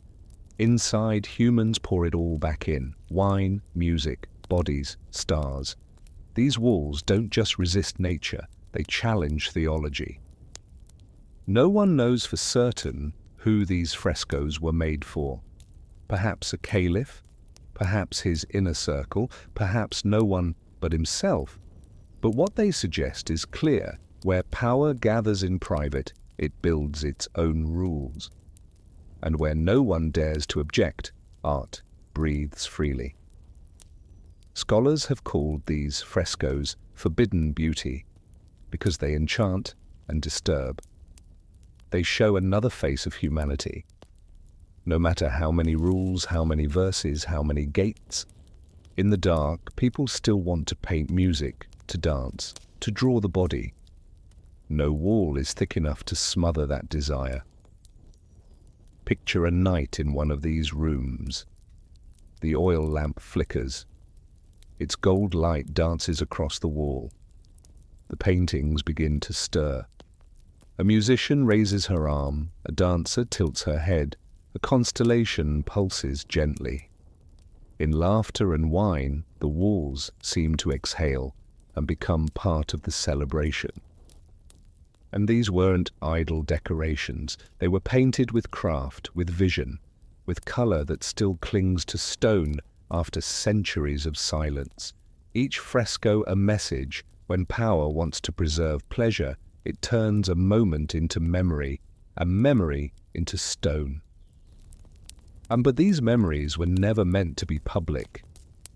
These frescoes lie behind doors, beyond corridors, in rooms few are allowed to enter. Their beauty is hidden, part treasure, part transgression. And perhaps that's why they haunt us. The more forbidden it is, the more unforgettable it becomes. As you pass from room to room, you begin to feel caught in a strange borderland. One half belongs to law, to the Quran, to morality. The other half to instinct, to wine, to rhythm, to flesh. And the frescoes don't deny either side. They live between the two, pulling and blending like a dance that never ends. In this place, stone doesn't just build walls, it hides dreams. These frescoes aren't just decoration. They're quiet declarations of what no one dares say aloud. And when you lift your gaze from the star-painted dome to the bare figures on the wall, you understand. This isn't just art. It's a whispered defiance, a rebellion, not against belief, but against silence. And from this hidden beauty, we move onward, into a different kind of room, the bathhouse, where steam curls beneath constellations, where bodies are washed, but minds are stirred by the reminder that even here, under painted stars, the eternal and the earthly still dance together. As you pass through the frescoed chambers, where musicians and dancers are made immortal in pigment, a narrow corridor draws you into a different world. Here, the sound changes. No more the dry echo of stone. Instead, something gentler. The trickle of water. On it's faint, almost shy, but in the middle of a desert, where each drop must be paid for in sweat and blood, this quiet murmur feels like a miracle. You've entered the bathhouse of Qusayr Amra. The room is dim, lit only by a few oil lamps tucked into wall niches. Smoke curls from the flames, melting into the rising steam that slowly thickens the air. The stone floor is warm underfoot. The water in the basin is shallow, just deep enough for a body to lean back, float, and let go. The heat clings to your skin. The air carries hints of olive oil, wild herbs, and perhaps a trace of resin brought from deep within Arabia. This is no mere act of cleansing, it's a ritual of the senses. The Umayyads didn't build bathhouses just to wash off sweat and dust. They crafted a full experience, water to rinse the body, steam to open the skin, scents to stir memory, and light, soft and golden, to blur the edges of the world. Picture a nobleman after a long hunt, sand still in his hair, sweat clinging to his robe. He steps inside, strips away the weight of the desert, and sinks into heat. The sigh that escapes his lips isn't just relief, it's something deeper. Outside, the desert devours caravans. Inside, he floats. And suddenly, the desert has become an oasis. But the real wonder is not in the water, it's above you. Just look up through the steam, and the ceiling reveals itself. A painted dome of stars. Zodiac signs stretch across the arch: Leo, Scorpio, Aquarius. The paint has faded, but the constellations remain clear. Tiny stars linked by slender lines forming a map of the cosmos. In the flickering lamplight, through veils of steam, the sky seems to tremble, as if it were breathing. You soak in hot water, while above you the universe floats, cold, distant, eternal. Your body softens in the heat. But the stars? They do not care. They do not move. They do not speak. This, perhaps, is the strangest irony. As your flesh melts into pleasure, the cosmos stares back, unmoved. The Umayyads weren't the first to bring the stars indoors. In Babylon, constellations were pressed into clay. In Egypt, pharaohs painted skies onto tomb ceilings so the dead might walk into eternity under Orion's belt. But here, in a Jordanian bathhouse, the stars descend to meet steam and sweat. It's both sacred and profane. You cleanse your body, but are reminded this body is dust, a speck in something far larger. Perhaps that was the most elegant trick of power, to turn bathing. something so mundane into a cosmic event. And if the frescoes in the party rooms were secret indulgence, then the zodiac dome here is a different kind of secret, a quiet, philosophical spell. You can drink, you can dance, you can soak in heat, but above you the stars remain. And by painting them onto the ceiling, humans claim them, pretend for a moment that they can hold the heavens in their palm. Imagine a night, the room thick with steam. A few powerful men lounging in the bath, the air so dense half the room disappears. One of them tilts his head back, points up at Aries. Someone jokes about fate being written in the stars. Another laughs. Fate? We write it ourselves, with sword and law, and in that clouded space, philosophy and power float together. For outside, the desert still bites. The cold wind still cuts at night. But here, they've made a temporary heaven.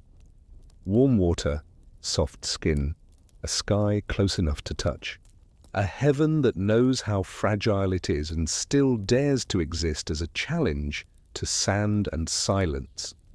And as the steam begins to thin, as the oil lamps fade, you understand. This was never just luxury. It was humanity's quiet, audacious claim that even in a place where nothing grows, we can still build an oasis for the body and the dream. From here, our journey through the Umayyad desert palaces comes to a close. But before we leave, a reflection awaits, not just on stone and water, but on the oldest human hunger, to carve joy into the harshest places, to plant meaning in sand, to dream even when the sky says you cannot. As you leave the bathhouse with its painted stars still lingering behind your eyes, you step back into the corridor. The stone door creaks shut, and once again the desert wind comes rushing in. All that you just experienced, the warm water, the scent of resin, the trembling constellations, vanish in an instant, replaced by sun-scorched air and dry, blowing sand. And it hits you.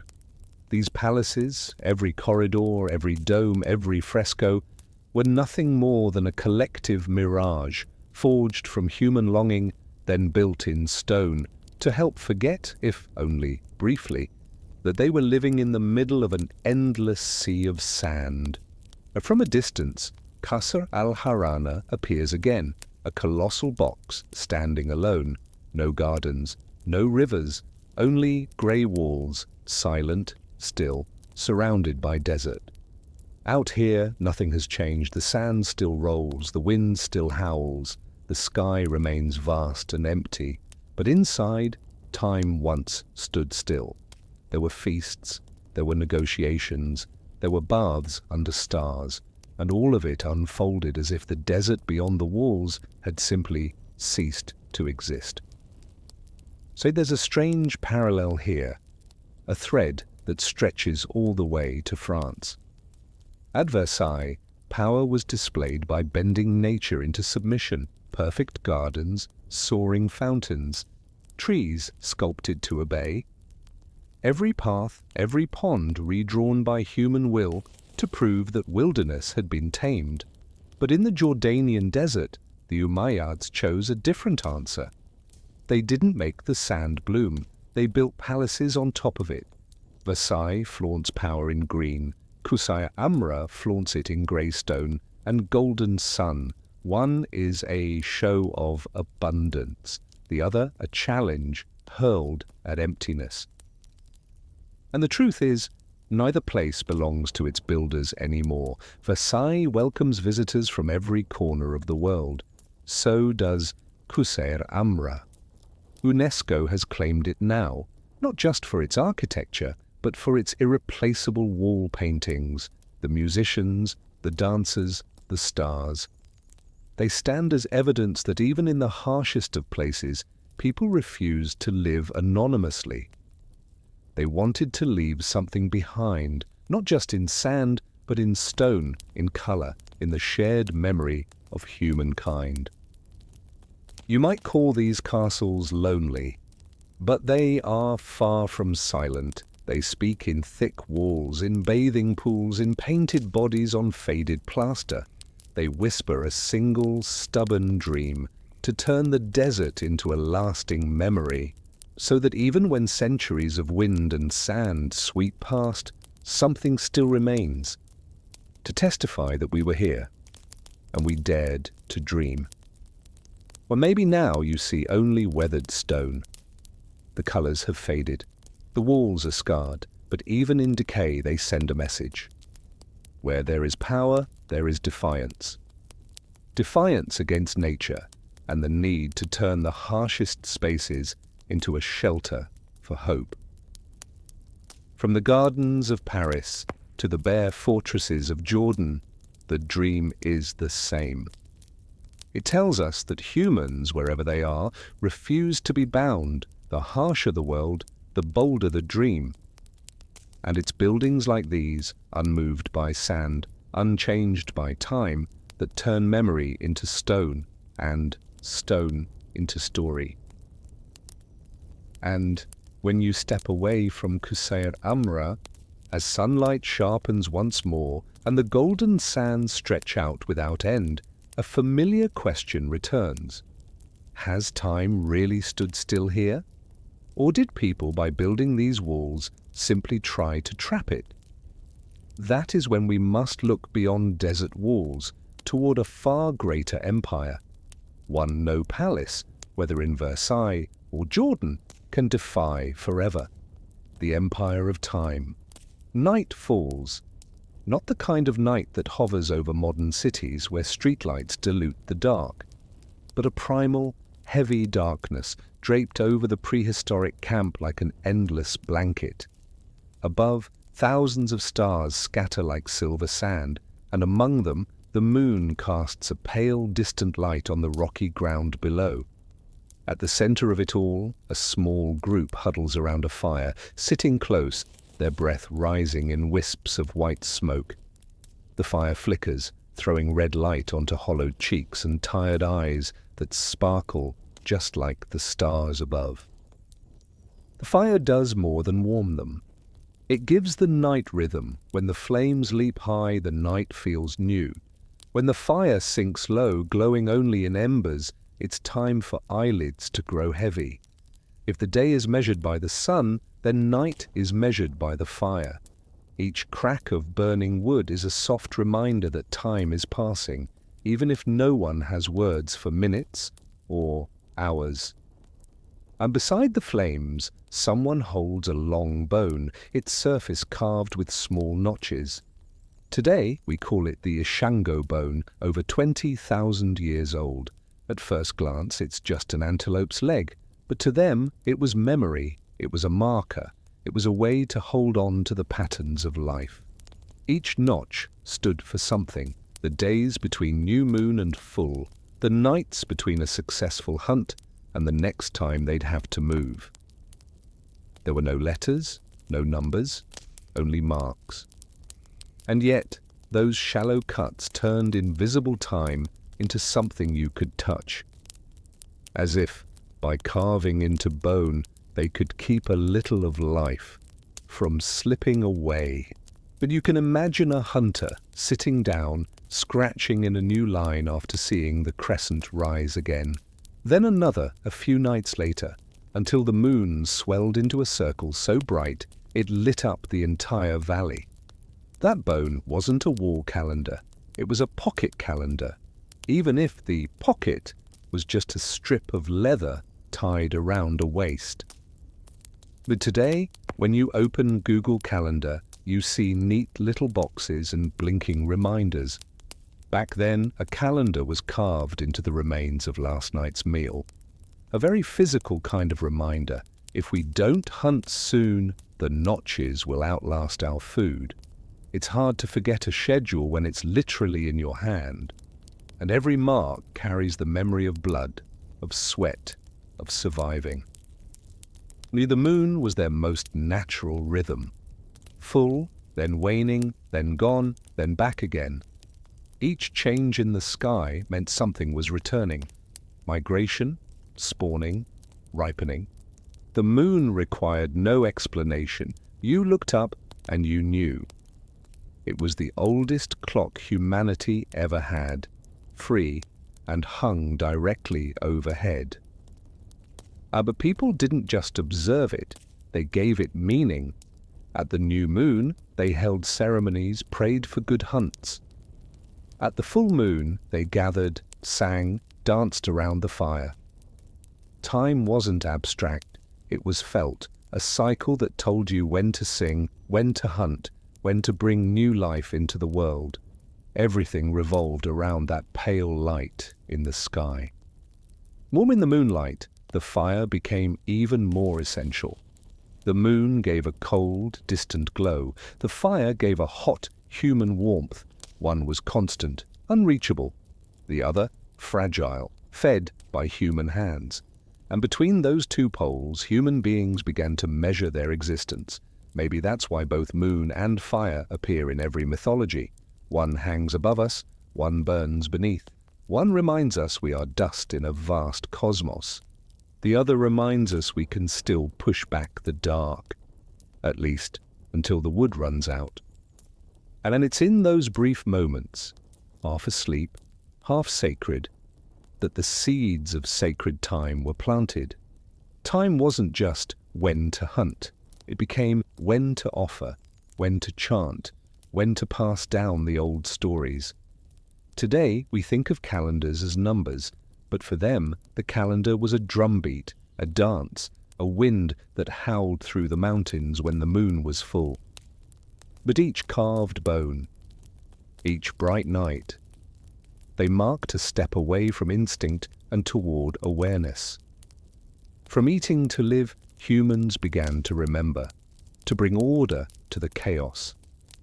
And once they could remember, they wanted to inscribe that memory into something deeper. Not just bone, but stone, earth, and monuments that couldn't be carried, but would stand for thousands of years. When the marks on the Ishango bone were just a rough draft, what they really wanted was a permanent manuscript, a calendar, cut into stone where time wasn't just recorded but anchored, where the sun would rise or set through a narrow slit and the light would hit a sacred wall only once a year, where, when the whole tribe stood beneath the sky, they would see. Time had been captured, held still by human hands and stone. So, from fire and moon, from notches on bone, humans moved toward grander creations, places where the sun became an architect, and time itself was carved into the world with the weight of thousands of tons of stone. Dawn somewhere on the English plains, more than 4,000 years ago. The morning mist still clings to the grass in tiny, heavy droplets. A group of people gathers around towering stones, massive slabs standing upright in a circle. They wait in silence until the horizon begins to glow. And then, for one brief moment, the rising sun pierces a narrow slit between the stones, cutting straight to the circle's center. A collective gasp, a drumbeat, and everyone knows the summer solstice has arrived. Stonehenge is not an accident. It was never just a pile of old rocks. Each stone, weighing tens of tons, was dragged from far away and placed with stunning precision so that on the solstice the sun would shine exactly through a specific gap at exactly the right moment. This was not a pastime for the idle. It was a calendar carved in stone, a message to the whole tribe. The season has turned. The rituals must begin. The crops await. If the last chapter was about a personal calendar, a few notches scratched into bone, then this is the leap, from private memory to public ritual. A bone might remind one person. A circle of stones reminds an entire people. When the light comes through the slit, hundreds of eyes look up, Hundreds of hearts believe. Time itself is being recognized by the gods. And this isn't unique to England. In ancient Egypt, the Great Pyramids weren't just tombs. Their corridors, shafts, and chambers were aligned with solar moments. At certain times, the rising sun would flood into a passageway, not just to illuminate a mummy, but to shine on the pharaoh's power itself, proving he was the son of the sun god. Far to the west, the Maya built El Castillo in Chichen Itza. At the spring and autumn equinoxes, sunlight strikes the staircases just right, casting a writhing shadow, a giant serpent slithering down the pyramid. Thousands gather below, hearts beating in rhythm. It's not just a solar event, it's a supernatural performance, a moment when the gods seem to touch the earth. Now in the Andes, the Inca did the same. At Machu Picchu, stone columns and temple windows mark the solstices with light. From these alignments they knew when to plant, when to harvest. One wrong season, famine. Get it right, tens of thousands eat. Tweaked, and here's the irony. They built monuments that took generations. Just to do something we now solve with a paper calendar pinned to a kitchen wall. They moved 1,000 tons of stone to say, today is officially summer. But for them, it was survival, and of course it was power. Be to picture it, drums echoing across the plains, ceremonial fires sending smoke skyward, painted faces chanting in unison as light pierces the stones. This wasn't just astronomy, it was a festival, a ritual, a moment when every person felt we are living in rhythm with something larger. No one is outside the circle. Lord, in those moments, time is performed. It becomes visible, tangible, a beam of light, a shadow of a serpent, a glow in a sacred chamber. And by doing that, time becomes a tool of control, because whoever controls time controls the people. The pharaoh knows when the Nile will rise. The Maya priest knows when the serpent appears. The Stonehenge shaman knows when to strike the drum. Everyone else, they just bow their heads and believe that those at the center, on the pyramid, within the stones, inside the tomb, can speak to the universe. But behind the mystery was something surprisingly human: mathematics, observation, patience. People watched the sun, recorded its path, then built stone to remember permanently. And then they turned that simple remembering into ritual, into wonder, into order. A massive illusion, turning sunlight into sovereignty. Different places, different structures, same story. From a bone in the hand to a ring of stone, a pyramid, a temple, humanity moved from personal memory to collective architecture of time. Well, this is the turning point. From scratched bone to sacred stone, people began to turn time into something that could be shared, celebrated, and enforced.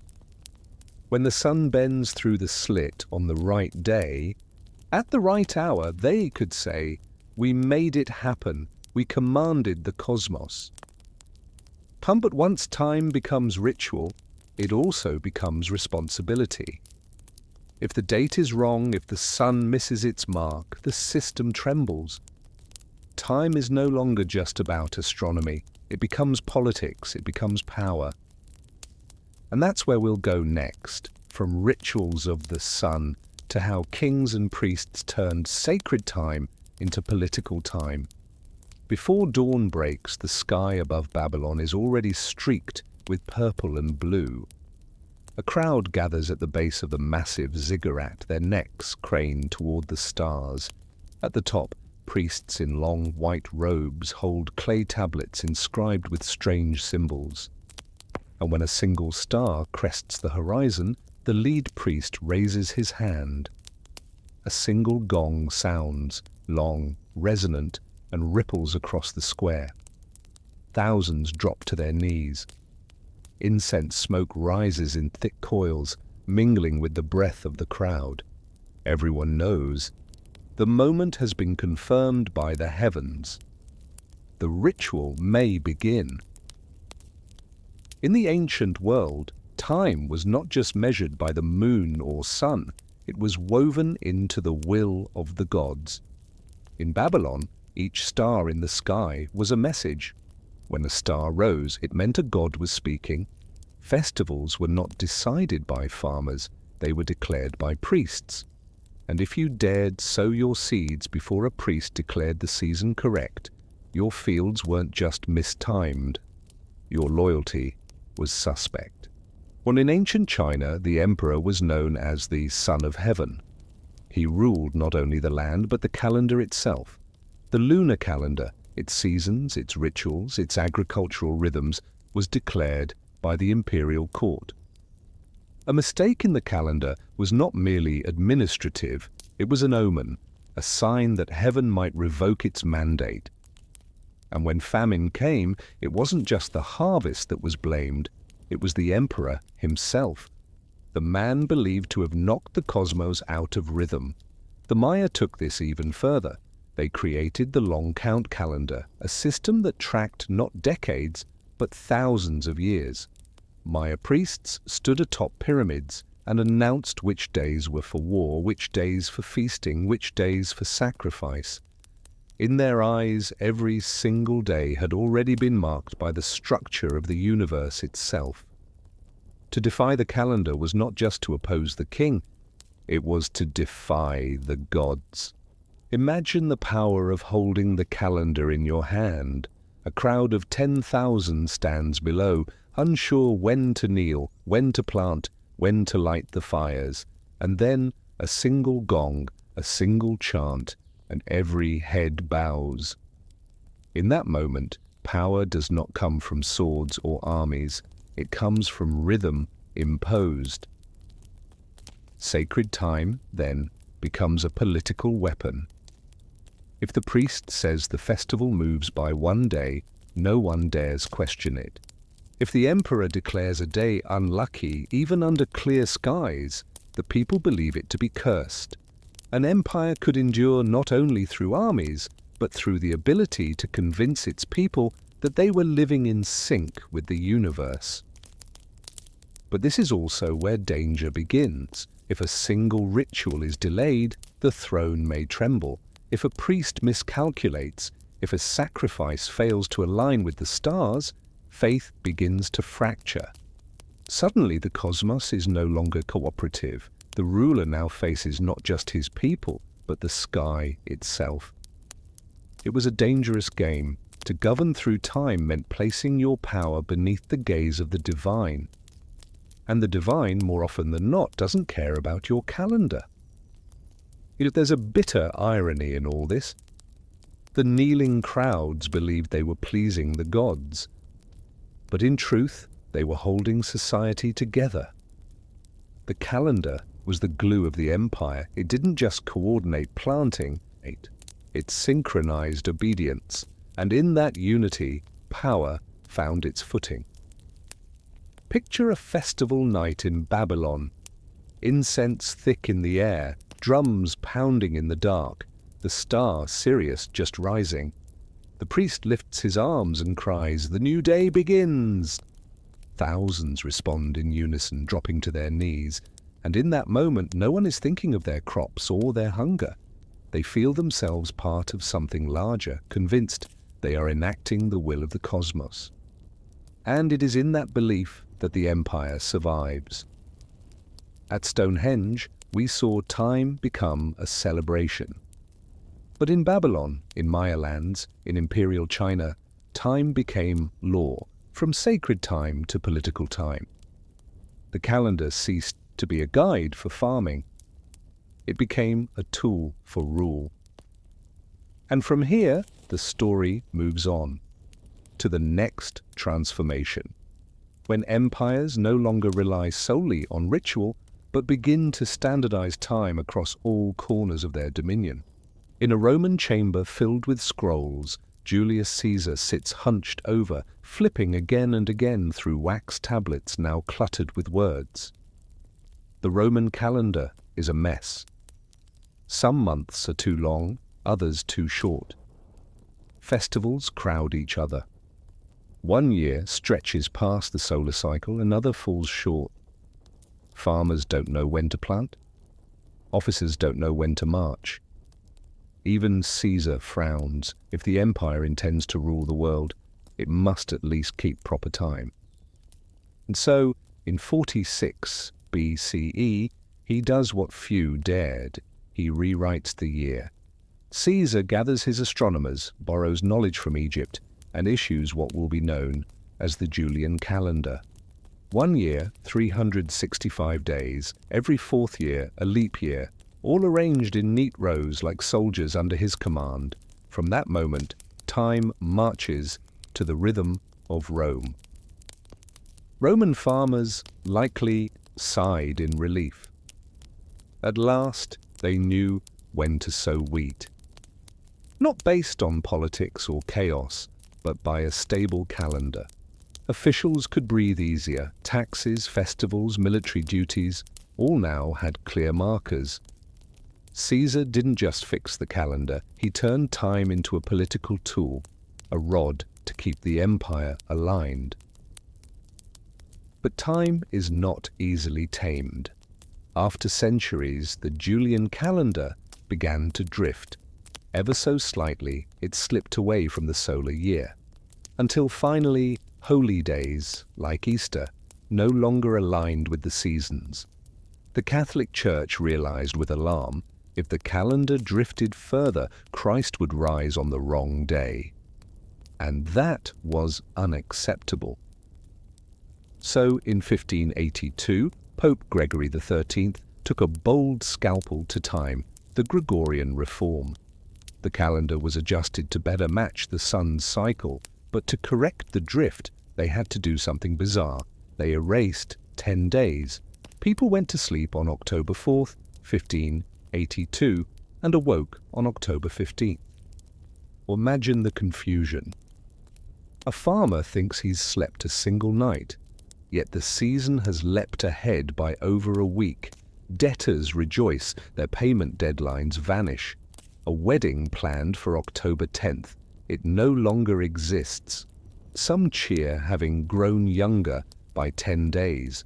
Others grumble, their birthdays erased by papal decree.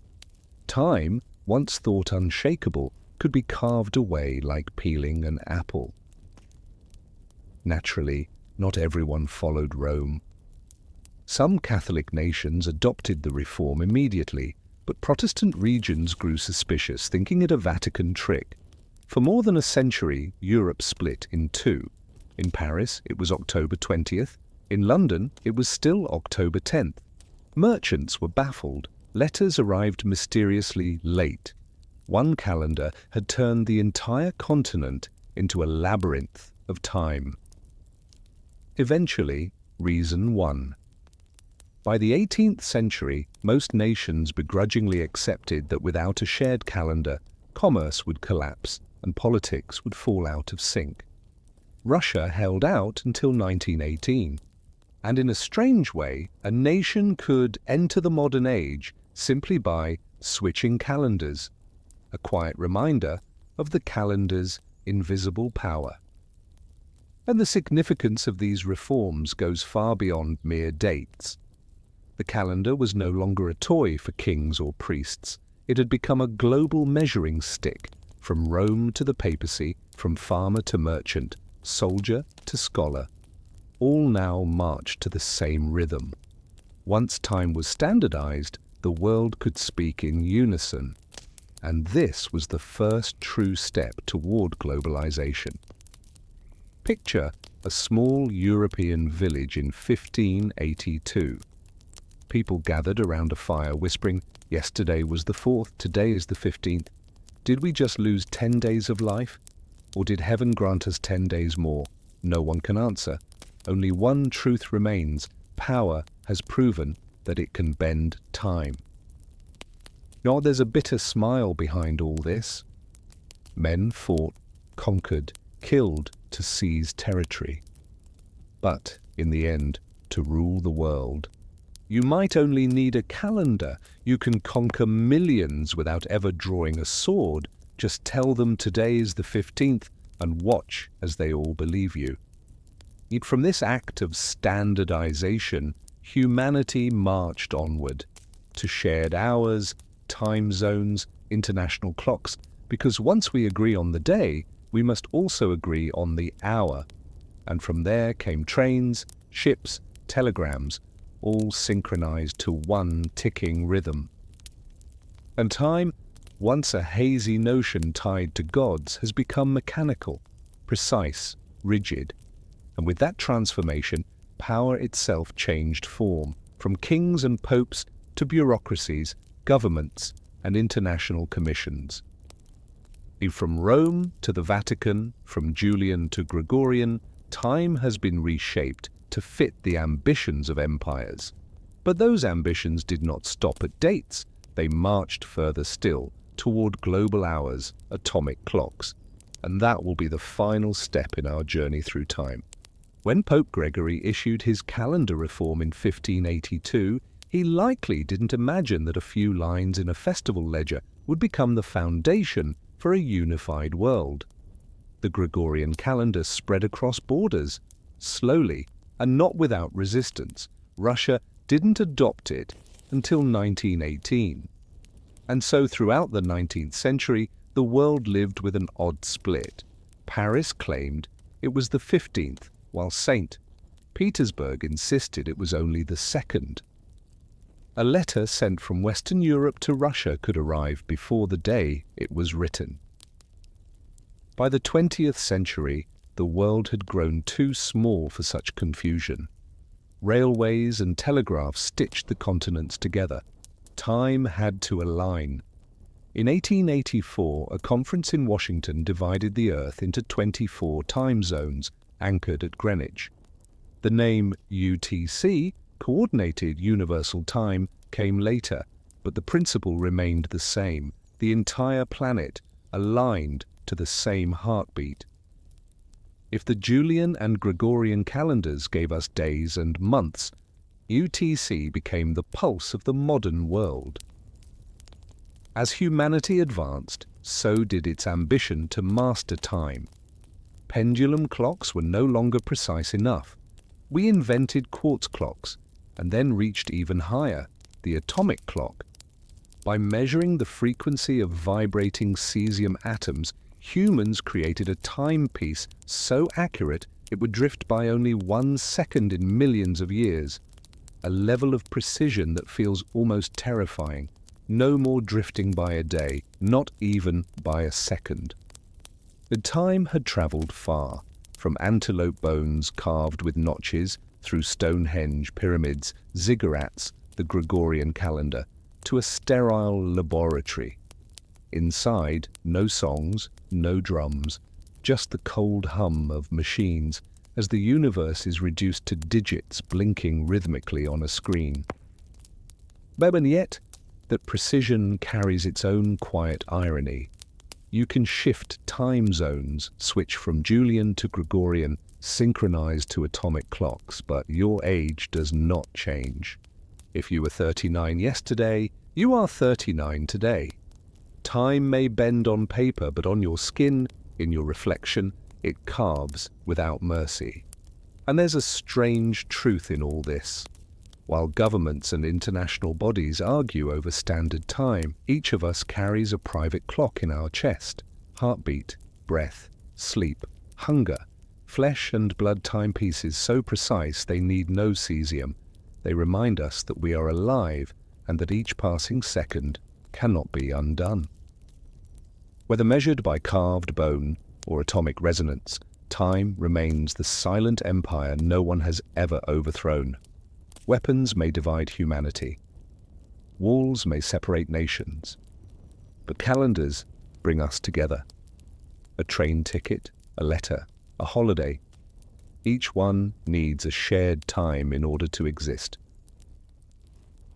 And for all our technology, the real clock we trust is not in Greenwich, nor in Washington. but in memory. It is the sound of drums during the solstice, the priest's gong as the stars rise, the sterile tick of a lab instrument, and the steady thump of your own heart, right now. Looking back, this journey stretches as far as history itself, from primal nights under moon and flame to the grandeur of Stonehenge, the thrones of Babylon, the calendars of Caesar and Gregory, and the hum of atomic clocks. Humans have always tried to capture time, and have only succeeded in marking its passage. Time moves on, indifferent.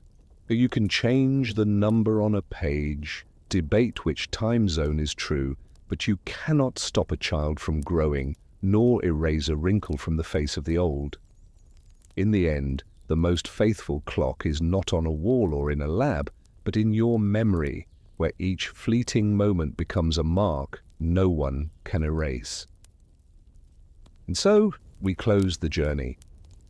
From a single notch on bone to the vibration of an atom, all of it serves just one purpose: to remind us that time is the only empire that rules without guards, without walls, without a throne. It makes no declarations, but no one escapes it. We are born within its borders. We live by its laws, and we will leave in its arms.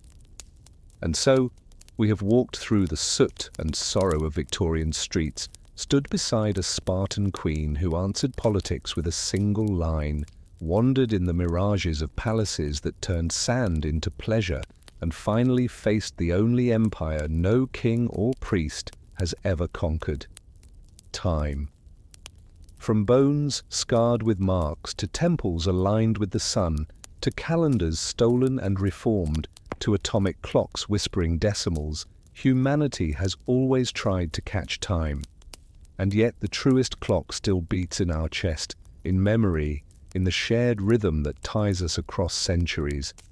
If weapons divided us, calendars brought us back together. And if palaces crumble into sand, at least the hours we lived will remain carved in the silence of memory.